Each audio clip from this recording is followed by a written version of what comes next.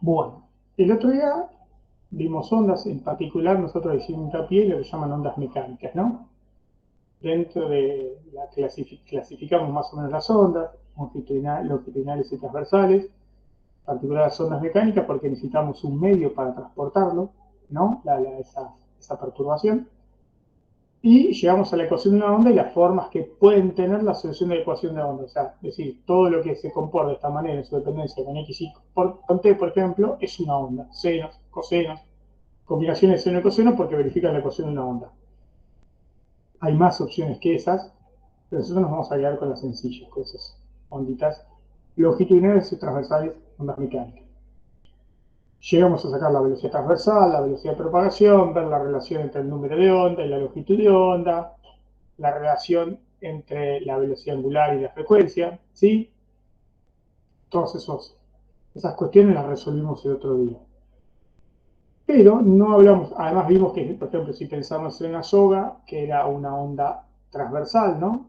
Que representaba una onda transversal, porque el desplazamiento de las partículas era en forma vertical o en dirección perpendicular a la dirección de propagación de la onda. Si agarramos una soga y marcamos un pedacito de la soga, o sea que era una posición fija en X, lo que veíamos que ese pedacito de soga en su posición realizaba un movimiento armónico simple, ¿o no? ¿Sí? ¿Estamos hasta ahí? Eso es lo que vimos el otro día. Y ya teniendo la solución de la ecuación de la onda y las relaciones con los elementos que están adentro del argumento de esa solución de la ecuación de onda, ya tengo todo lo que necesito para describir una onda. O sea, determinar eh, o describir una onda significa encontrar ese I de xt, por ejemplo, una onda en el plano, era encontrar la amplitud, el número de onda, ¿sí? Y omega. Con eso ya tenía todas las constantes que me describían ese movimiento ondulatorio. Y ya sea que le ponga un seno, un coseno para escribirlo o una combinación de ambos. Lo que no hablamos, y que era la importancia central de una onda, es ¿qué tema nos queda por abordar de lo importante de una onda?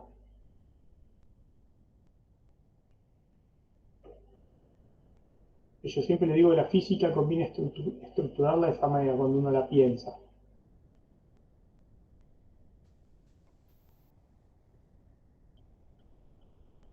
Energía, ¿sí? En la física uno desarrolla una teoría, pero termina evaluando siempre los conceptos en términos energéticos. Entonces, dijimos que la importancia central de una onda, que tiene la habilidad de transportar, ¿qué? O sea, no transportaba materia las ondas mecánicas, pero sí transportaban energía y cantidad de movimiento. Entonces, vamos a describir un poquito la parte de energía de una onda. O sea, vamos a describir lo que se llama potencia e intensidad. ¿Sí? Entonces, la clase de hoy vamos a hacer hincapié en las ideas de potencia. De hecho, creo que no hay ni un solo problema que hable de potencia o intensidad de una onda. Pero tienen que saber. Potencia e intensidad de una onda. ¿Sí? Vamos a volver al recurso más fácil que tenemos para encarar siempre en este sentido, que es la ecuación de una cuerda, que no le quita generalidad, porque el análisis lo hacemos, pero no le quita generalidad a la idea. ¿Sí? Entonces nosotros lo encaramos siempre con una cuerda porque es más fácil. Si nosotros tenemos, como el otro día, un movimiento de una cuerda en el plano,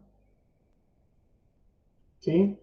Nosotros miramos que tenemos una soguita y tenía un movimiento, por ejemplo, así, como un seno con fase cero, ¿no? ¿Sí? Entonces yo tomaba un pedacito de cuerda con mucha buena voluntad, agarraba y miraba un pedacito, un elemento de cuerda así, este eje de ahí, este eje de X. Tener la solución de una onda era conocer I de xt, ¿no?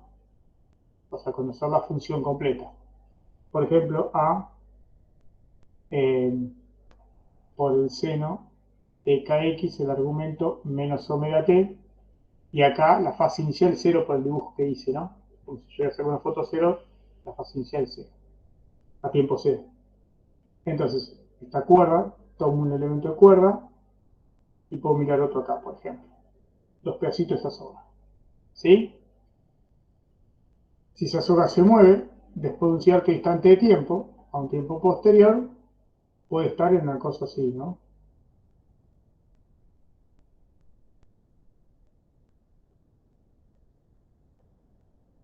Por notar una cosa así. Entonces, este elemento de soga, ¿qué hizo? Subió, por ejemplo. Uno subió y el otro bajó, ¿no? Si yo quiero ver, de alguna manera representar la velocidad transversal, la otra la hemos llamado U, si mal no me recuerdo, o BMI, vamos a llamarlo U. Esta es la velocidad del elemento, ese elemento de cuerda que realiza un movimiento armónico simple en esa posición, ¿no? ¿Se acuerdan de eso? Esta U de xt, que para nosotros era la derivada de esto, que no es ni más ni menos que ¿qué? Menos la amplitud por omega por el coseno de kx menos omega t. ¿Estamos de acuerdo en eso? Y que el pedacito de soga hace un movimiento armónico, o sea que básicamente estoy pensando que alguien está haciendo un trabajo, si no, no lo muevo. O sea, si yo a ese pedacito de soga no le doy energía de alguna manera, ¿sí? No, o sea, básicamente estoy pensando que ese pedacito de soga tiene energía potencial y energía cinética, ¿no? Que lo habíamos dicho en la primera clase, porque ese pedacito de soga está subiendo a una cierta velocidad y está cambiando de altura. O sea, que tiene energía cinética y energía potencial. Y hay que tener presente acá que supusimos que phi vale 0 para simplificar las cuentas. No cambiaré las cuentas, pero las simplificamos un poquito. Si yo miro este pedacito de soga, este que estoy mirando que le marqué la velocidad, y hago un dibujito acá al costado para caracterizarlo un poquito mejor, ¿sí? Voy a hacer acá al costado el dibujito. Si yo lo miro con mucha buena voluntad, tengo este pedacito de soga exagerado, ¿sí? Tiene una velocidad U para arriba en este caso, porque está subiendo, y además tiene una fuerza en esta dirección. Los pedazos de soga habíamos visto el otro día, justo el otro día lo aprendimos, eso consigue la ecuación de onda. De los extremos del elemento de soga que estoy evaluando, tengo dos fuerzas. Una para arriba y otra para abajo. ¿Se acuerdan que una era F por el coseno o F por el seno? Depende si quería la dirección vertical o no. ¿Sí? Pero evidentemente, si este pedacito de soga está yendo para arriba, está prevaleciendo una fuerza que lo tira hacia arriba. ¿Sí? Eso podría decir que es la fuerza neta en esa dirección, porque tengo otra fuerza que está en esta dirección, y el resultado de las dos fuerzas es esta que yo dibujé F. ¿Estamos aquí o no? Bien. Eh, yo no puse los ángulos, pero para que sean las cosas más cómodas, yo podría llamar este ángulo θ. Si yo miro el otro elemento de soga, me pasaría algo similar, ¿no? El que está bajando, yo lo dibujé así, ¿sí? ¿Qué vería? Una velocidad U hacia abajo, y si va hacia abajo hay una fuerza neta en la dirección de la soga hacia abajo. ¿Sí? Podría ser así. Y este ángulo sería el θ. ¿Sí o no? El pedacito que está bajando, ¿no? Dice los pedacitos invertidos, pero bueno, este pedacito sería este, y este estaría analizando este de acá. Hay una ventaja muy, eh, muy clara. O sea que en todo momento la componente de la fuerza y la componente de la velocidad, las dos están para el mismo lado.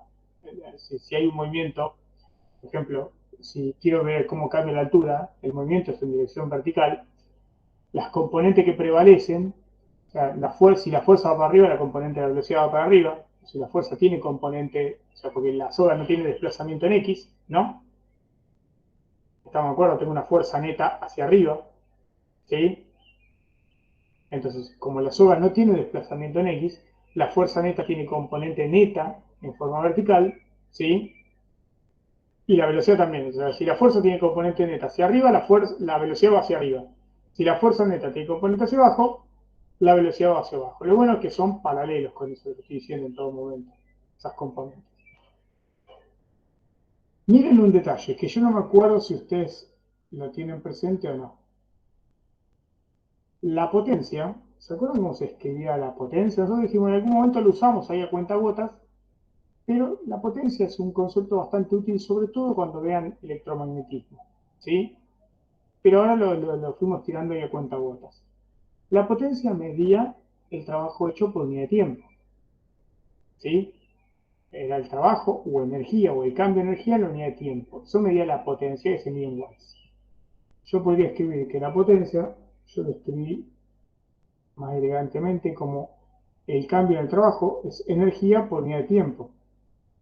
¿Sí? ¿Estamos? De hecho, si uno juega el cambio de trabajo, el trabajo podría ser F, si la fuerza es constante, por un diferencial de X, en un diferencial de T. Este era un producto escalar, ¿no?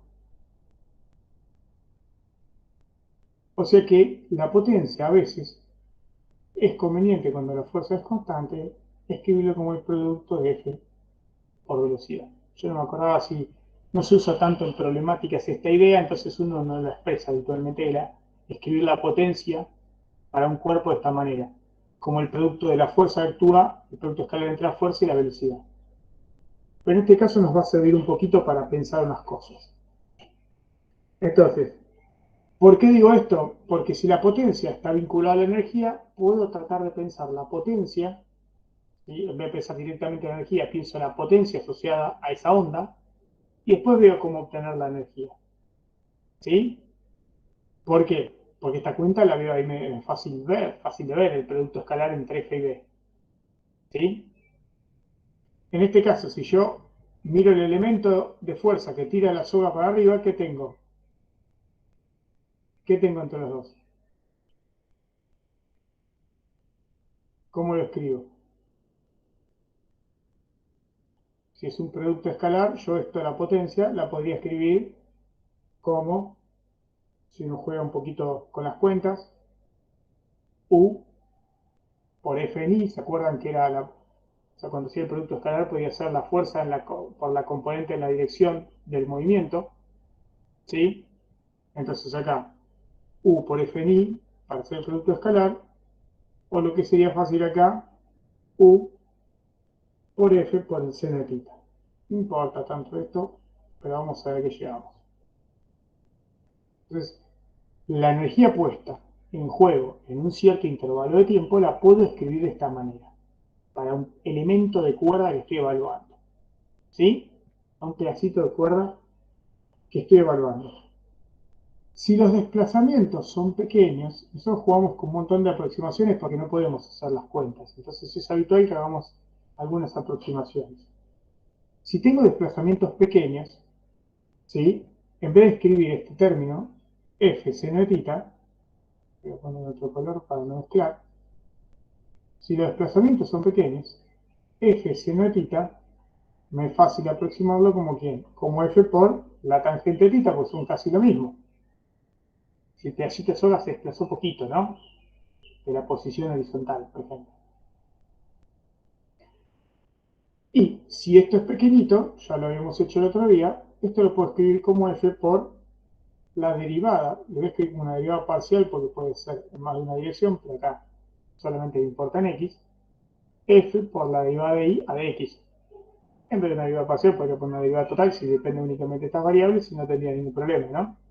Lo que pasa es que justamente acá Y depende de quién, de X y de T.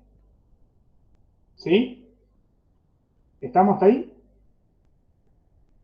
Si hago esta aproximación, solamente para pensar que la soga tuvo pequeños desplazamientos, ¿sí? Yo podría jugar un poquito más. Hay una ventaja también, ¿no? Que es que ver este producto, hay una aclaración, como los dos siempre están en la misma dirección, el producto de la potencia es un término positivo, ¿no? Porque U por F en I siempre están en la misma dirección, entonces son paralelos siempre, ¿sí? Entonces siempre la potencia me da una cantidad positiva. Lo dijimos recién, pero lo quiero reforzar. Entonces, reescribo con eso que puse acá. Entonces yo podría reescribir la potencia, ¿sí? Como U por F por la derivada de I a de X. Pero U, ¿quién es? Es la velocidad en el eje Y, la velocidad transversal del elemento de soga que estoy evaluando. Y nosotros habíamos aprendido que U no era ni más ni menos que dI a dt por F por dI a dx. ¿Sí o no? Hasta ahí. A mí me gusta escribirlo así, F, creo que lo escribe así para no, dI a dt por dI a dx. ¿Sí? Por ahora nos vamos a quedar con eso. Juguemos un poquito. Si uno propone una solución como la que teníamos, la potencia pasa a ser una función de t y vamos a ver si depende de x. O uno puede escribir, en principio, la potencia puede ser una función de t y de x. Entonces, ¿dónde pongo f, perdón? El primer término derivada de i a de t, que era u.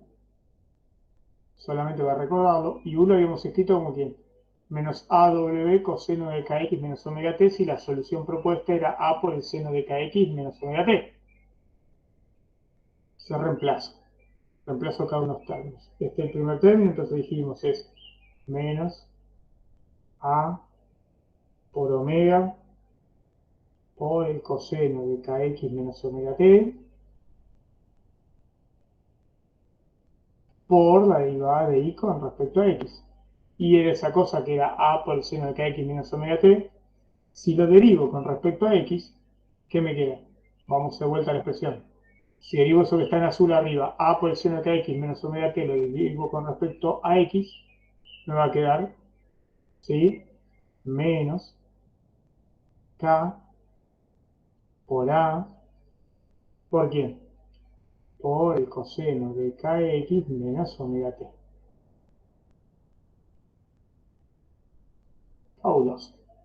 No hicimos tantas cuentas, nada complicamos, derivamos un seno o un coseno, reagrupo, por ahora la potencia parece ser una función de x de t, la potencia o la energía por el tiempo que transporta esta onda, parece ser una función de x de t, y yo la podría escribir esto como de una manera más elegante, más por más se va, voy a escribir como la amplitud al cuadrado, un término que es f por k por a, perdón, por a no por omega, ya estaba haciendo lío, ¿ves? Te dije, Julieta, por omega, y un término que me queda que es el coseno cuadrado de kx menos omega t.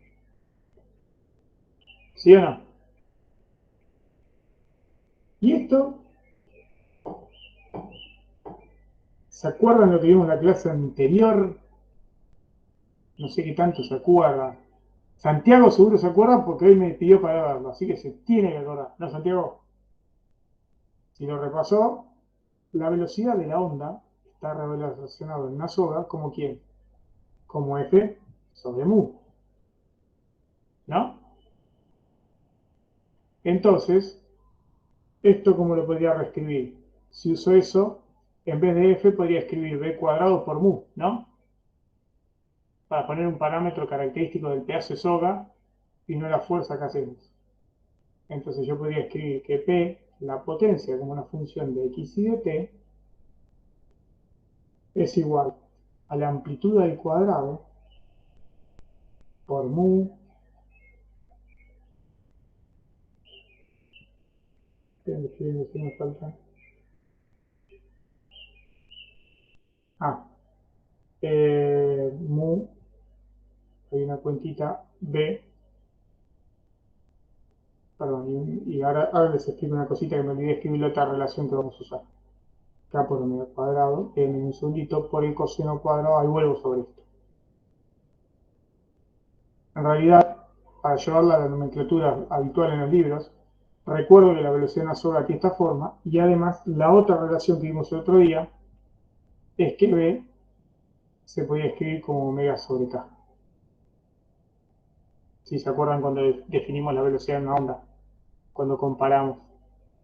la solución generando una onda con lo que habíamos obtenido para una cuerda, ¿sí? Entonces, si yo reemplazo omega, K lo puedo escribir como omega sobre B, se simplifica un B, me queda un omega cuadrado y me queda esta cosa que tenemos hasta ahí matemáticamente. Entonces, lo que veo que la potencia es una función de K, perdón, de X y de T. Un término que es la amplitud y todo esto. Uno podría jugar, a veces es interesante jugar con los, ¿se acuerdan que yo les decía el otro día con los análisis dimensionales? ¿Sí? Para ver qué significa mu por b por omega cuadrado. ¿Sí? Uno podría jugar ahí y decir, bueno, esto tiene pinta de esto, entonces me queda algo que es la amplitud del cuadrado, ya sabemos que es metro por este término que está ahí, y ver qué queda. Háganlo porque es una estrategia como para pensar un poquito. Lo que me está mostrando este problema es algo que ya habíamos visto. La potencia que transporta una soga, o sea, la energía por unidad de tiempo es una cantidad siempre positiva, porque esto me queda toda una cantidad que es una constante. Yo esto podría llamarlo alegremente P0, ¿no? O sea, tiene que tener unidades de potencia, o eso, o ya sé de antemano que todo eso tiene que tener unidades de energía por unidad de tiempo. O sea, que todo eso tiene que ser Joule por segundo, de alguna manera. ¿Sí? ¿Estamos de acuerdo? Si yo lo grafico, esta cosa, ¿sí? Va como un coseno cuadrado. ¿Se acuerdan cómo va un coseno cuadrado? Que es interesante.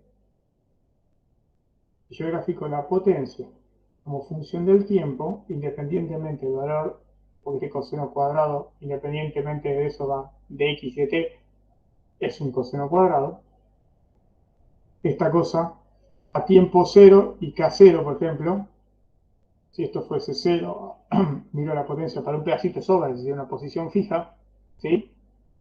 Se lo miro a un x fijo, este no me importa, depende a t de cero, esto me queda el coseno de una constante, ¿no? Al cuadrado, que es una cantidad positiva, y todo lo otro es positivo. O sea que esto tiene una forma, mucha buena voluntad y cariño, dependiendo de los valores, pero esto es así.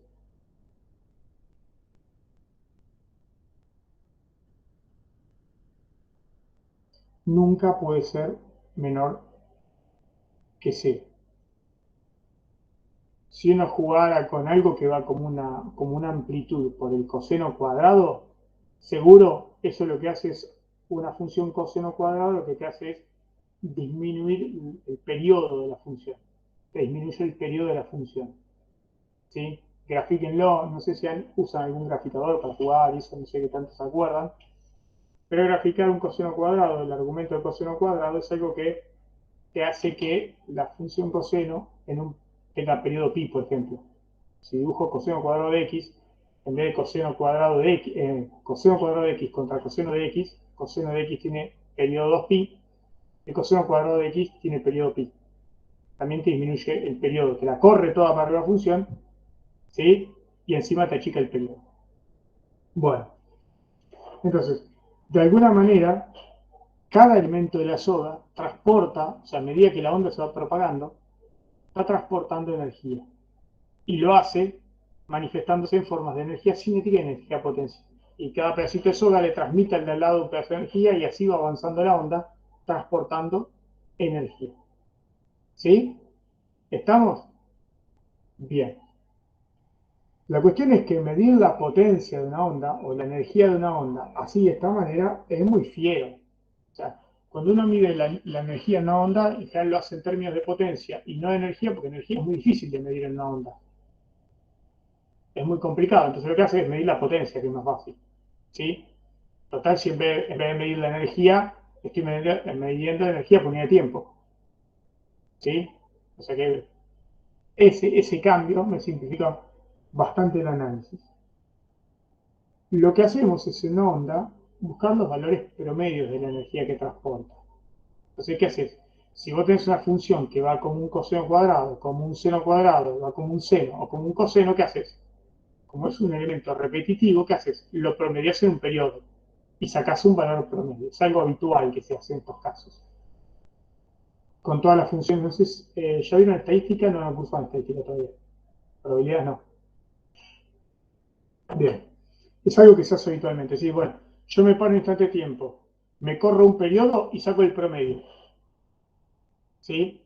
Me corro la onda en un periodo donde sea, de 0 a tau, y ya tengo el valor promedio de la onda en ese intervalo de tiempo. Es un periodo. Saco el valor promedio. Habitualmente eso se puede anotar así, sí, bueno, en vez de sacar la energía, dejarla como una función del tiempo, porque para cada instante va a tener un valor distinto, y decir, bueno, quiero promediar en un periodo. Entonces lo que hago es, el P promedio, el valor promedio de la potencia de la onda, lo puedo escribir como 1 sobre tau, que es el periodo de la onda, y esto está integrado a la potencia. Para hacer esto, lo habitual es decir, integro entre un t y un t más tau. ¿Sí? ¿Y quién integro? P de t diferencia de t. O sea, la potencia, la promedio en un periodo, lo divido por ese tiempo y obtengo la potencia promedio. De hecho, si yo paso el tau dividiendo al otro lado y hago la integral sola, ¿qué obtendría?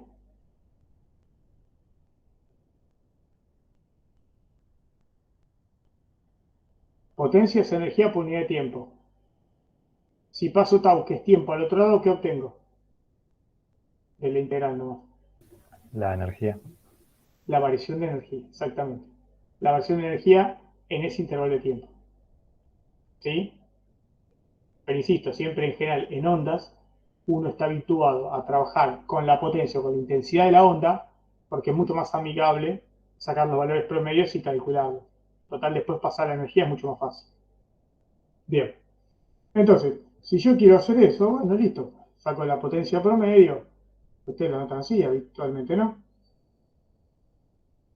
Han visto los valores medios en química, eso sí, nada, no calculan valores medios, nada. Bueno, la potencia media o promedio la escribo de esta manera, entonces en este caso sería 1 sobre tau, la integral entre t y t más tau, y nosotros teníamos la amplitud al cuadrado, ¿sí?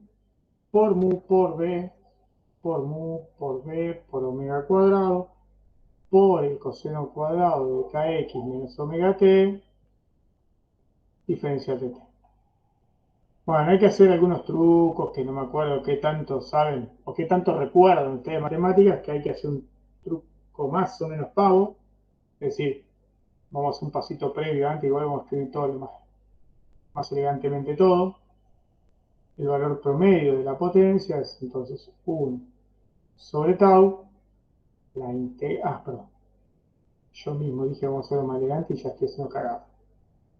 Saco las constantes afuera, a cuadrado por la densidad lineal, por b, por omega cuadrado, todo lo que sea constante lo saco, y me queda la integral entre t y t más tau, ¿sí?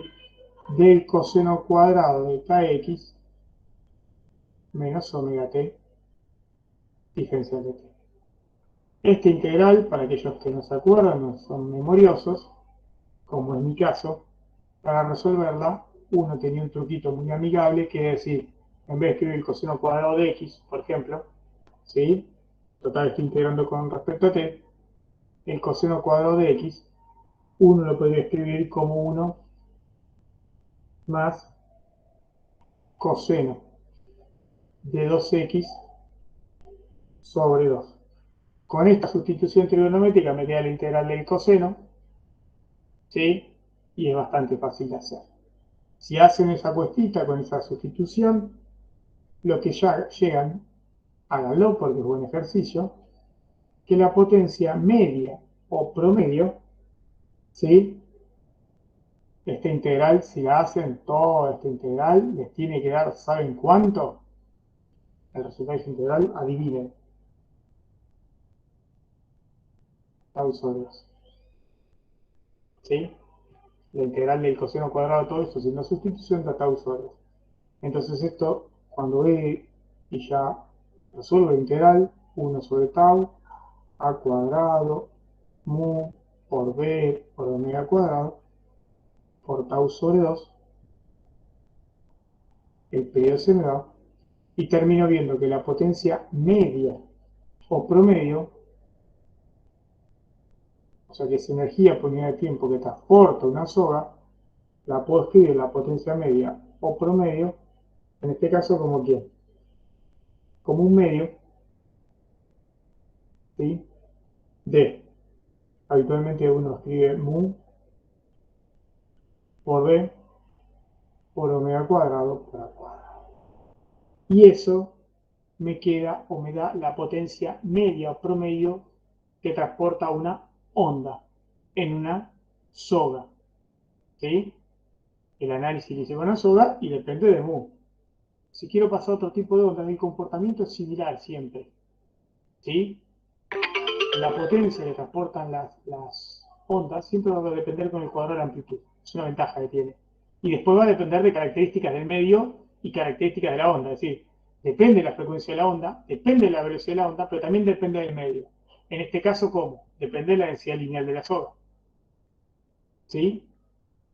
Entonces, cuando quiero evaluar la energía que transporta una onda, me es más fácil describirlo en términos de potencia, y ahí me doy cuenta de qué depende de la energía que va a transportar una onda. Depende, por ejemplo, si fuese una cuerda, depende de qué tipo de cuerda, a través de la densidad lineal, depende de la frecuencia que yo le estoy metiendo al impulso, esa perturbación que estoy metiendo a la onda, porque depende de omega, depende de la velocidad con que se propaga la onda, y depende de la amplitud de la onda de entrada. Con el cuadrado la amplitud, que es lo importante. ¿Sí? ¿Estamos hasta ahí? Bien. A veces, ya me acuerdo por qué no usaba A. ¿Ven? ¿Qué va a hacer? A veces uno medio salame y se olvida algunas cosas porque las escribe criteriosamente y vuelve a hacer un salame y las hace, y repite el mismo error. La potencia, por ejemplo, cuando uno, no tanto en sogas y eso, eh, pero sí, por ejemplo, el electromagnetismo, conviene, o ondas sonoras sí tiene más sentido, en vez de escribir uno hablar en términos de potencia, habla en términos de la intensidad de una onda. ¿Sí? La potencia de una onda P a veces se puede escribir en términos de la intensidad de la onda,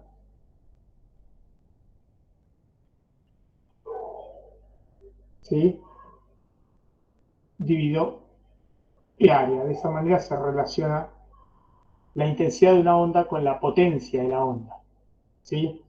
En este caso, si yo quisiera escribir la intensidad de esta onda, que le voy a reconocer la letra I, que sería la intensidad media o promedio de la onda, ¿sí? Que sería una intensidad, nosotros, como lo tenemos definido, va a ser la potencia promedio, lo relaciono con la intensidad promedio. Solidario, ¿sí? Entonces, la intensidad de la onda, yo la podría escribir como ¿quién? Potencia por área, ¿sí? Entonces a veces hablo de la intensidad de una onda, ¿sí? ¿Qué es? Si miran las unidades, dimensionalmente, la intensidad de una onda es la potencia, que es energía, ¿no?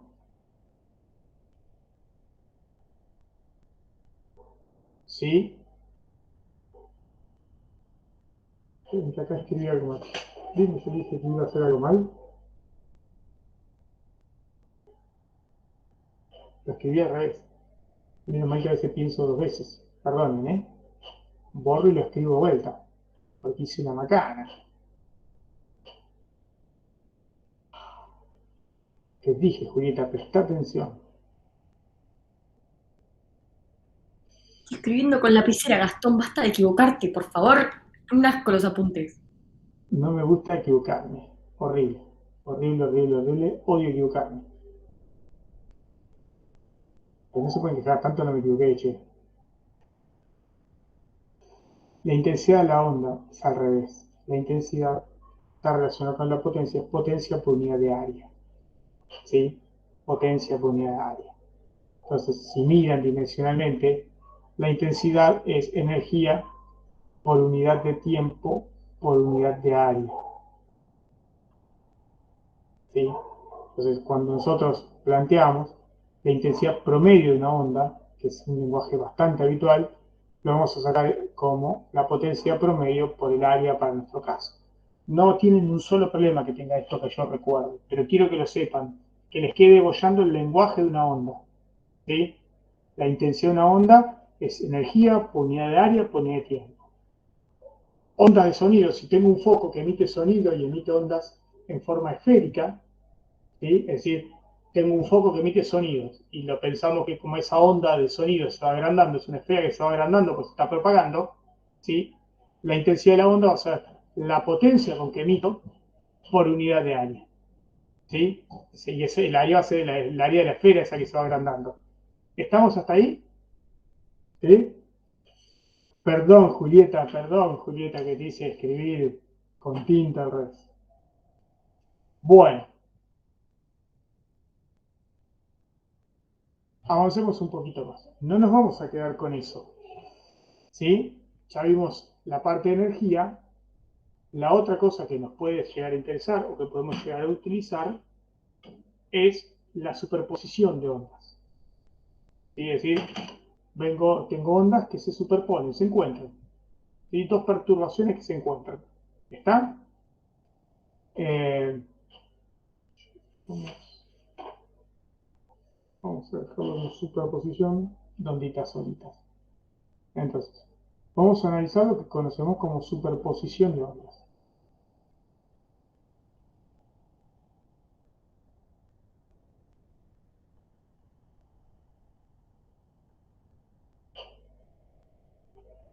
Esto siempre uno recurre al caso más fácil para analizarlo, porque después lo terminan usando. Eh, Cuando uno quiere aprender bien las cosas, tiene que entender cómo se superponen las ondas. ¿Sí? Porque los fenómenos ondulatorios lo veo hasta ahora. De hecho, la mitad, o sea, aquellos que quieran hacer una carrera científica, hay un número incontable de experimentos o métodos experimentales que recurren a ondas para el análisis. Entonces, ustedes tendrían que saber ondas mucho mejor, tendrían que saber muchísimas cosas mucho mejor. Yo soy bastante crítico a eso. ¿Sí? Entonces, vamos a tratar de entender, aunque sea el caso más fácil de superposición de ondas. Entonces, vamos a suponer dos ondas viajeras, ¿sí? Dos onditas viajeras cualquiera, que viajan las dos en la sola, en la misma sola. Tengo dos ondas que se están propagando en una sola. ¿Sí? ¿Estamos ahí en el contexto? Entonces, yo puedo escribir ambas ondas.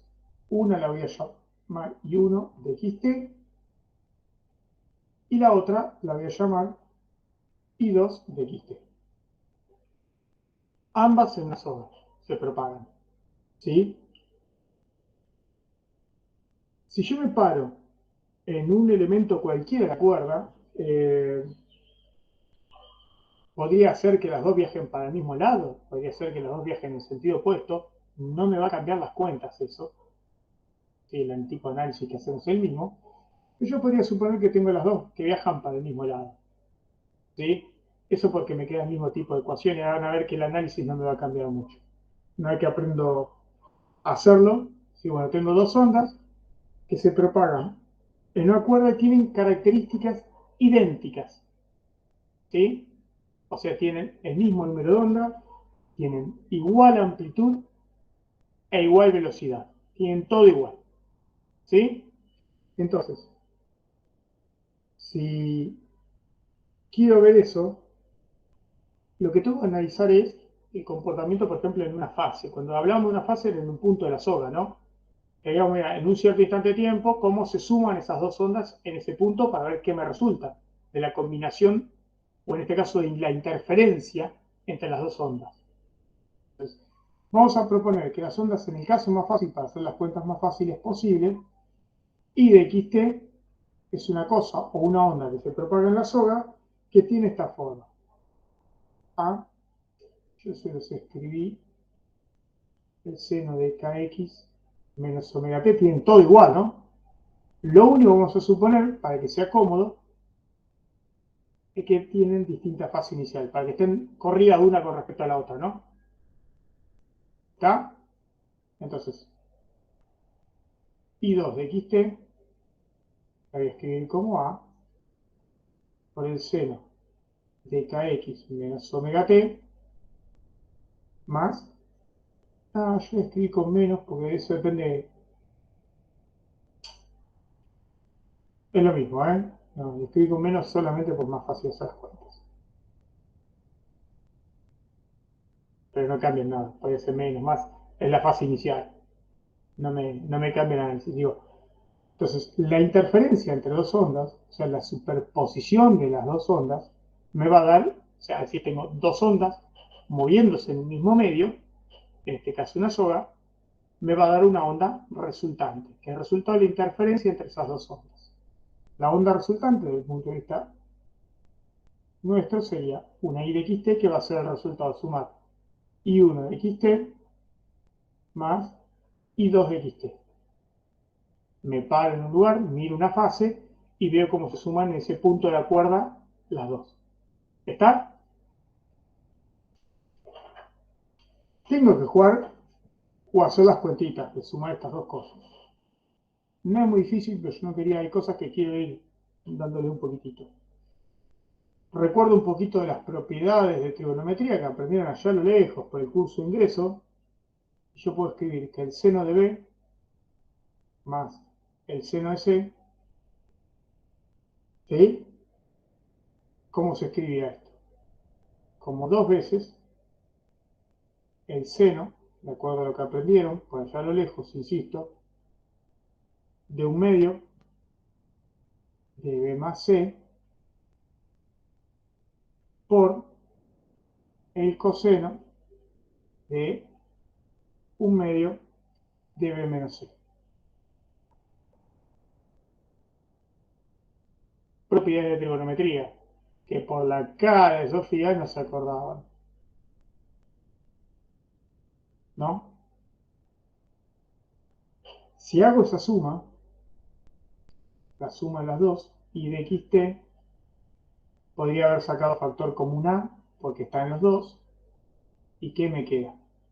Vamos a escribir el seno, dos veces, perdón, 2 por A, y me queda el seno de un medio de B más C, o sea, es kx menos omega t menos I1 más C, que es kx menos omega t menos I2, ¿no? ¿Estamos de acuerdo? Sumé los dos argumentos, ¿sí? Para nosotros, todo esto es B y todo esto es C.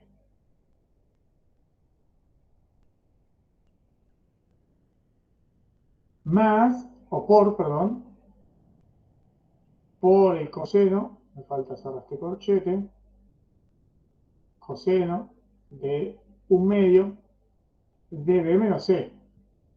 O sea, es kx menos omega t menos phi1, era el primero que es B, menos el segundo. Es menos kx más omega t más phi2.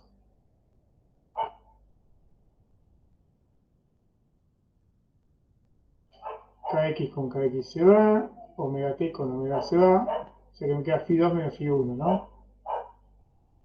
¿Sí? O sea que esto, si jugamos un poquito, el I de xt, la onda resultante de la interferencia entre estas dos ondas idénticas que se mueven por una soga, que la única diferencia que tienen es la fase inicial, pero son ondas idénticas, ¿no? Nos queda una cosa que es 2 por A, ¿sí? Por un término que es el coseno de phi2 menos phi1 sobre 2, ¿no? Por un término que es el seno, kx más kx me da 2kx, dividido 2 me queda kx. Menos omega t, menos 2 veces omega t, dividido 2, menos omega t.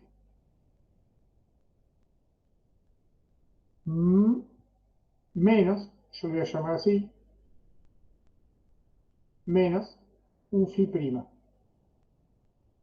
Que phi prima, para nosotros, o sea, phi prima, no es ni más ni menos que quién, que phi 1 más phi 2, valor promedio de las diferencias de fase, ¿sí?, de las dos ondas.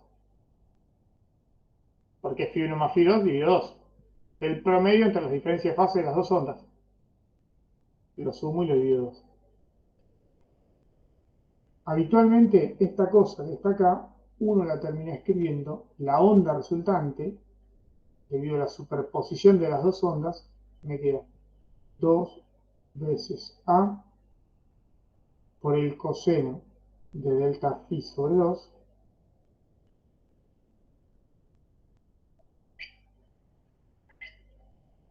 ¿sí?, por el seno de kx menos omega t menos phi prima. Miren la forma general de la onda resultante. Noten que la onda resultante tiene una nueva amplitud, ¿no? Todo este término es una constante. Esta es la amplitud de la onda resultante. Y la amplitud va a depender del delta phi. Si las dos ondas hubiesen tenido la misma fase inicial, ¿qué me queda?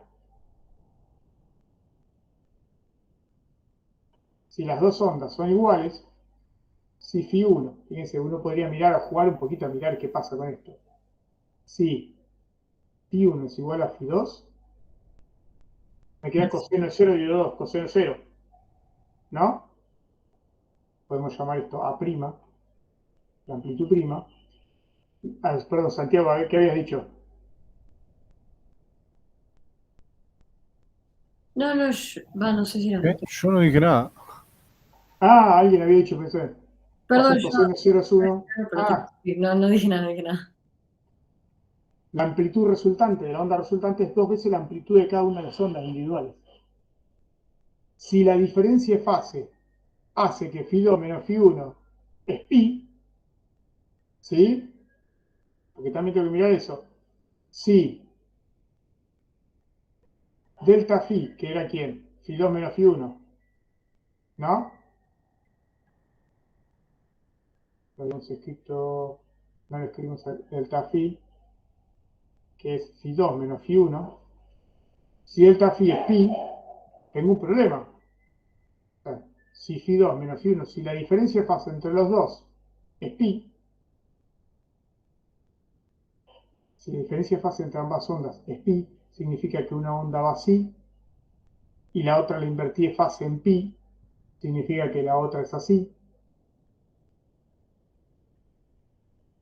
Cuando la sumo, ¿cuánto me da la onda resultante? A' es 0. O sea que la onda, sumo dos ondas, ¿sí?, que son contrapuestas justo, y cuando la sumo las dos me da 0 la superposición de ambas. Cuando una onda y cuando las dos ondas están desfasadas en pi. ¿Sí? ¿Está?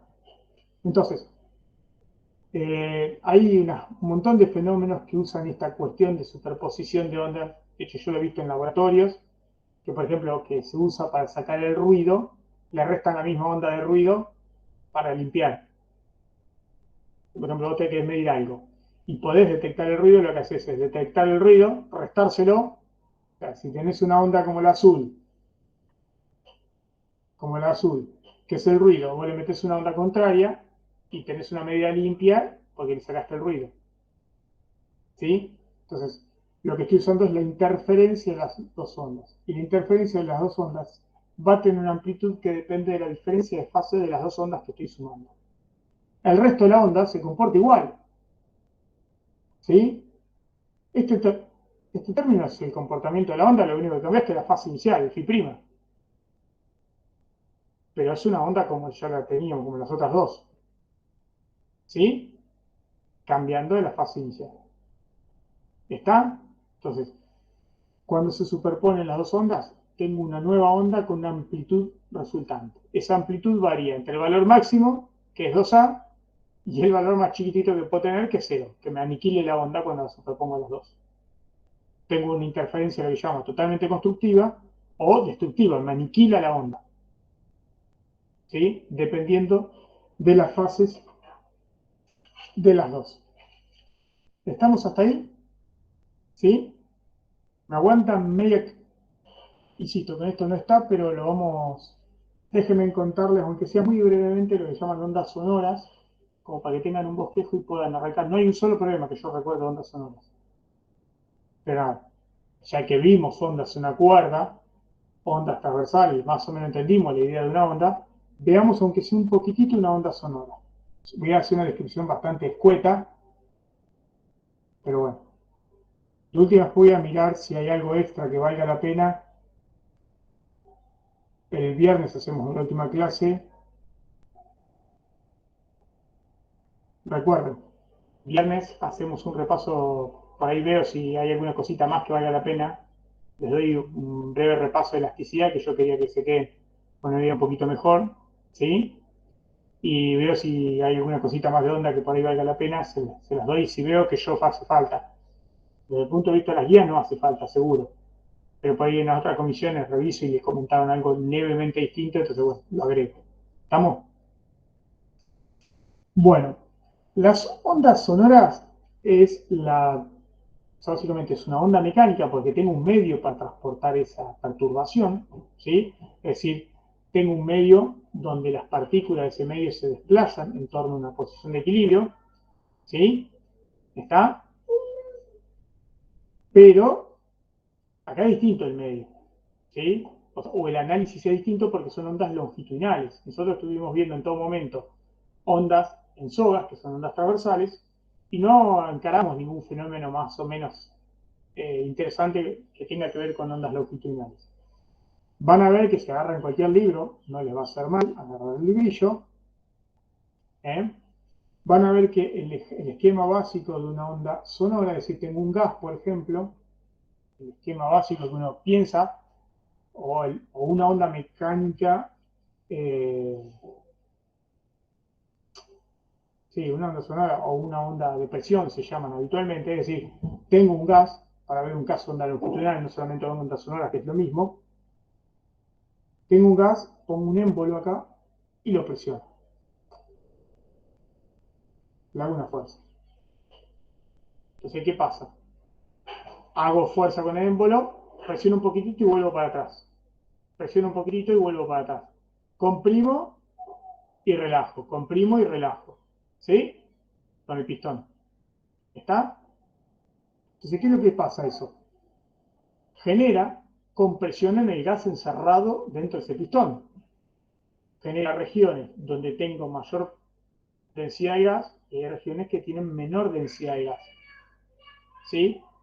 Entonces, si ese fenómeno lo estoy haciendo con una frecuencia o una perturbación regular, es decir, para que sea más fácil de entender, por ejemplo, el comportamiento de un seno, ¿va? Empuja y vuelve siempre con esa constante, va y vuelve, le meto una frecuencia a esa perturbación, se va a generar zonas, lo que dicen, uno habitualmente vería como zonas de mayor densidad, que uno ve los dibujitos, y otras zonas de menor densidad. ¿Sí? Uno vería cosas así. Entonces, es como que la onda, que es una onda de presión, se va propagando longitudinalmente, va avanzando, ese frente de ondas.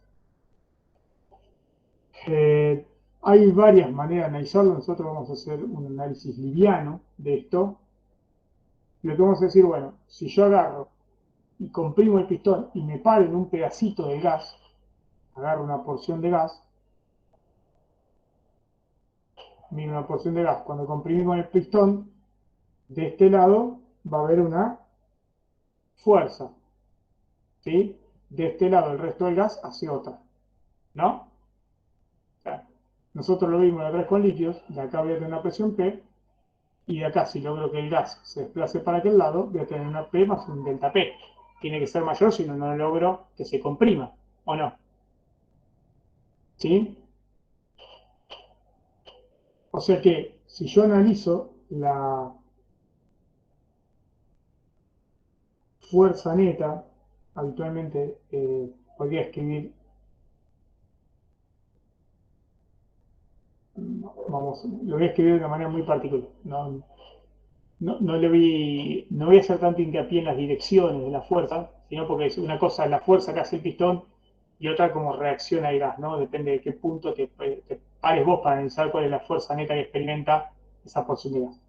Pero pensemos que hay una fuerza, ¿sí? Que yo la podría escribir solamente por poner ejes, ¿sí? Presión por área, menos P más delta P por el área. O sea que, nada, me puede quedar con signo negativo porque esto depende del sistema de referencia que yo tome. Solamente eso, porque me está diciendo para qué lado voy a tener fuerza neta. Pero yo podría escribir esto como delta P. Bueno, lo cual es lógico, que a mí lo que único que me importa es decir, tengo una diferencia de presión por unidad de área, me genera una fuerza sobre el elemento de gas que estoy evaluando. ¿Estamos de acuerdo hasta ahí? Después lo otro es un signo.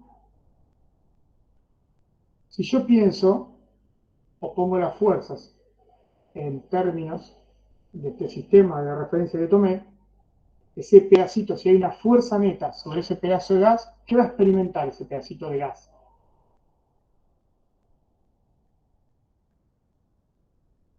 Si hay una fuerza neta, aquello, mire que lo hago volver, lo hago volver el año que viene. Si hay una fuerza neta, ¿qué experimenta ese pedazo de gas? Ese elemento de gas que estoy evaluando. Una aceleración. Una aceleración, le salvó el honor Juan, ¿eh? Hay una aceleración. Entonces yo podría escribir esto, fuerza igual a masa por aceleración. Entonces yo podría escribir esto como menos delta P por A, la masa del gas, que es densidad por volumen, ¿no? La masa del gas. ¿Estamos de acuerdo? ¿No están de acuerdo? Van a morir en este instante.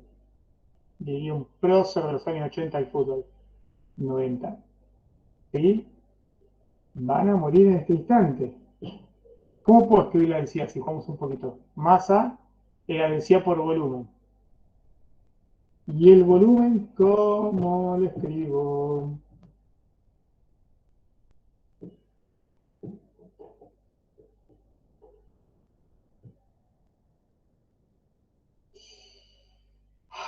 Me van a hacer un infarto. Masa sobre densidad. Está bien, pero yo digo este volumen, lo voy a escribir primero acá. Para escribirlo, vamos a escribir densidad por volumen por aceleración. Lo que uno hace es pensar que si ese pedacito de elemento, ¿sí? El pedacito de gas que estoy evaluando, que experimenta una fuerza neta y es acelerado, ¿sí? Uno lo que hace es escribir ese elemento de volumen como el área, ¿por quién? Por el desplazamiento que tuvo ese pedacito. Como que empujo y lo muevo, ¿no? Y tenía un pedacito de velocidad. Estoy considerando elementos muy chiquititos, ¿sí? De gas. Entonces, lo que uno hace es decir, bueno, ese pedacito de gas se movió. ¿Se movió cuánto? Un, si quieren, un delta X. Se comprimió un poquitito y se movió como si fuese un delta X. ¿Sí? Entonces, lo único que hace uno es que el volumen, a veces lo piensa, es una serie de aproximaciones que uno hace muy bien. La densidad, el volumen, lo puedo considerar como el área por un delta X por A.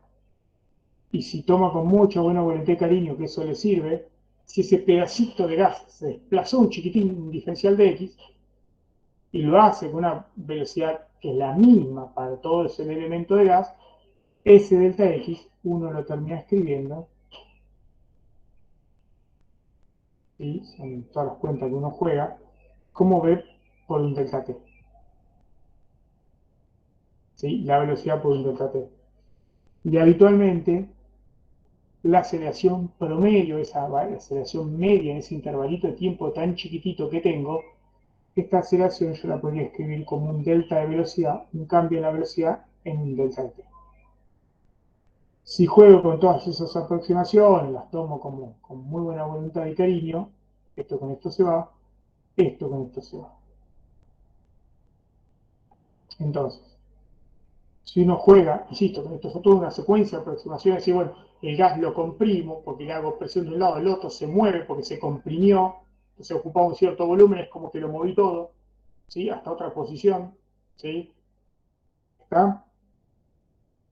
Si hago eso, me queda esa expresión. Y ahora uno hace otra aproximación, insisto con esto, lo estamos haciendo muy por arriba, pero yo quiero llegar a una conclusión sobre la velocidad de los gases y cómo es una onda en un gas. Si nosotros evaluamos ese elemento de volumen de gas que yo estaba tomando, así que de un lado ejercíamos una presión que era P más delta P, y de este lado P, si lo comprimo, si lo estoy comprimiendo, puedo pensar razonablemente que en este punto tengo un B más un delta B, y en este punto tengo una velocidad B. Se mueven más rápido las moléculas de un lado que del otro, ¿para qué? Para que se junten todas, ¿o no? Es ese fenómeno de que se comprime, genera una región de mayor densidad y después, cuando el pistón relaja, ¿qué hace? Vuelve para atrás todo ese gas, ¿no? Lo puedo pensar de esa manera, ¿sí? Si yo pienso eso de esta manera, la posición en X, uno podría jugar un poquitito y decir, bueno, en este pedacito, el X que va a tener, ¿sí? Lo podría escribir como un B más un delta B en ese intervalo de tiempo que es un delta T, y la posición del gas que voy a tener en este pedacito va a ser un X', que yo la podría escribir con mucha buena vuelta de cariño como un B por un delta T. Se mueven, cambia esa posición en un pequeño intervalo de tiempo. ¿Sí? ¿Está? ¿Por qué hacemos esto? Dice, no, Gastón se escabió y está, cualquier cosa se le ocurre. No, podría ser, pero no es el caso. ¿Sí? Esto lo hacemos porque cuando nosotros queremos ver cómo se comprime, cómo cambia ese volumen, tenemos que ver cómo cambia la posición de un lado y del otro de esto. El cambio de volumen, si de ese pedacito de gas, lo puedo asociar con los cambios de las posiciones de esos dos extremos. Arrancaba en una posición, los empujé para adentro y me cambió el volumen, me creó un nuevo volumen. Que si esto fuese un eje, si yo pongo un eje X acá, o para el otro lado, yo creo que lo puse para este lado, para que me quedaba cómodo. Ah, pero puse todo positivo para este lado. Yo puse un eje X para ese lado. El cambio de volumen lo puedo asociar a los cambios de posiciones. ¿Sí? ¿O no? Entonces, si yo hago una cuentita muy elemental que es X' menos X, y yo lo hice así porque me gustaba nomás. Esto lo puedo escribir X' menos X, ¿a qué es igual? X' menos X. Si hacen la cuentita, eso le queda menos delta B, ¿por quién? Por un delta T. Después lo miran con mucho cariño, pero van a ver que es bastante razonable. O sea que el cambio en el volumen que experimentó ese pedacito de gas, ¿sí? Lo podría escribir como quién? Como A por X' menos X. O sea que sería A por menos delta B por delta T. ¿O no? ¿Qué opinan ustedes? Ya van a ver que llegamos a algo coherente, insisto, ¿eh? Si jugamos un poquito con estas cuentas, a ver, delta B, ¿sí? Vamos a escribirlo de vuelta acá y van a ver que hacemos algo. A, signo menos I, delta B, delta T. A mí me gusta hacer las cuentitas una por una. Si yo multiplico y divido por, o sea, divido ambos lados por B, divido acá por D, es lo mismo que dividido acá por B. ¿O no? El cambio de volumen sobre el volumen. El volumen, o sea que este delta B sobre B, yo lo podría escribir como menos A por el cambio en la velocidad por un cambio en el tiempo. Y el volumen, ya lo habíamos visto antes, yo lo voy a escribir como A por B por delta T. No fue magia, parafraseando, A, delta T y delta T. O sea que el cambio, o sea, la fracción, la proporción del cambio de volumen, es decir, delta B sobre B, es proporcional al cambio de signo a quién? A delta B sobre B. El cambio de volumen lo puedo asociar a quién? A los cambios de velocidades. ¿Sí? Entonces digo, eureka, porque delta B sobre B lo tenía acá, ¿no? ¿Sí? ¿Cómo podría escribir esto? Digo, soy un crack, me levanté re inspirado hoy, digo, delta B es igual a ρ, ¿sí? Por B, pues, déjenme borrar, digo, tuve una semana de genialidad, esto es delta B, entonces ¿qué hago? Y si yo multiplico y divido por la misma cosa, algo que aprendí primer día de matemáticas con libro de jardín, delta B por B. Entonces, muy alegremente, yo puedo llegar a la conclusión que menos delta P sobre ρ B cuadrado es igual al cambio de velocidad sobre velocidad. Miren a lo que llegué alegremente. Entonces, menos delta P sobre ρ por B cuadrado es igual a que delta B sobre B. ¿Y dónde vimos esto antes? Llegamos a algo que ya conocíamos. Aleluya. ¿Dónde vimos esto? Están desmemoriados totalmente, ¿eh? Miren que vuelve en temporada 2022, pónganse las pilas. ¿Dónde vimos esto? Cuando vimos fluidos, ¿no? El cambio de la presión asociado a los cambios de volúmenes. El cambio de volumen sobre B, cuando definíamos el módulo de compresibilidad. Por eso a mí me gusta la elasticidad, por eso necesitas elasticidad, porque todo esto está asociado a elasticidad. ¿Sí? Entonces, si recordamos lo que habíamos visto allá a lo lejos por fluidos, voy a anotar acá al costadito, fluidos, cuando vimos fluidos, habíamos visto que delta P lo podemos escribir, creo que lo escribimos con menos beta, delta B sobre el módulo de compresibilidad. Entonces, si recuerdo esto que aprendimos para fluidos, acá lo hicimos para un gas, ¿sí? Pero el módulo de compresibilidad también se aplicaba a gases, habíamos visto, y para sólidos esta expresión, ¿sí?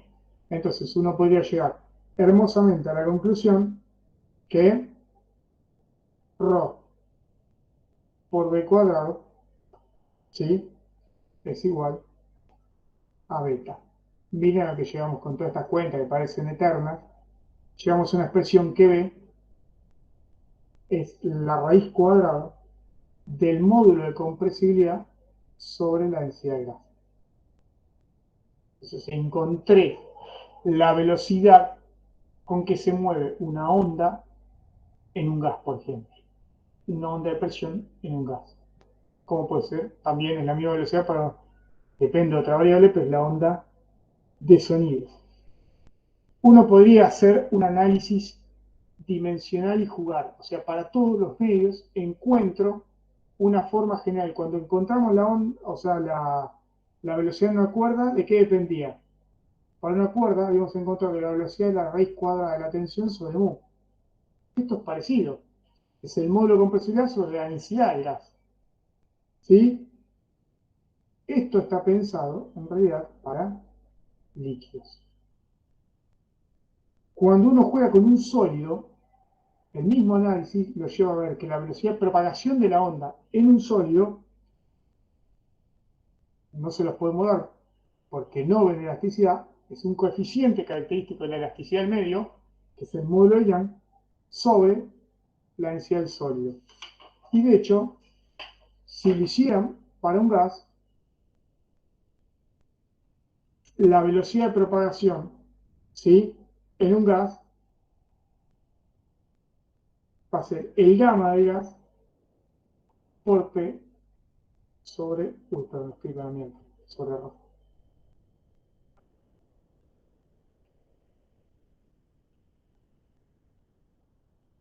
Entonces, el mismo tipo de análisis que hice ahí, muy por arriba, muy light, ¿sí?, para entender cómo se propaga una onda en un medio, por ejemplo en un líquido, que igual lo que hago es una onda de presión, ¿sí?, comprimo y aflojo, comprimo y aflojo, comprimo y aflojo, y es como que esa propagación se va haciendo, o esa onda longitudinal se va moviendo con una cierta velocidad debido a que a las presiones o las regiones de mayor densidad y menor densidad que voy logrando.